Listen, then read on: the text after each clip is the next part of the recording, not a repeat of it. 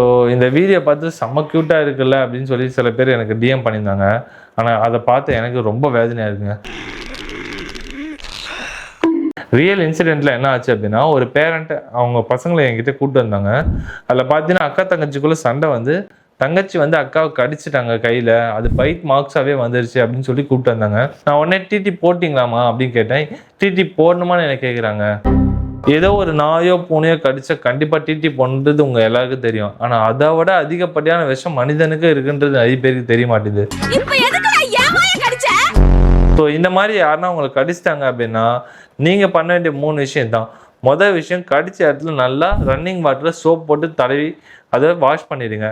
2வது பார்த்தீங்கன்னா antiseptic cream எதாவது இருந்ததுன்னா அதை அது மேலே அப்ளை பண்ணுறேங்க.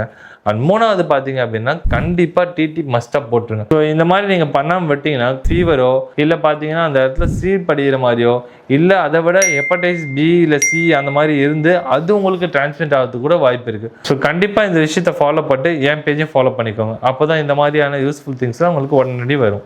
ஸோ இந்த மாதிரியான டென்டல் சம்மந்தமான யூஸ்ஃபுல் திங்ஸ்லாம் தெரியும் அப்படின்னா எங்களோட இன்ஸ்டாகிராம் சேனலை ஃபாலோ பண்ணிக்கோங்க அண்ட் யூடியூப் சேனலை சப்ஸ்கிரைப் பண்ணி வச்சுக்கோங்க.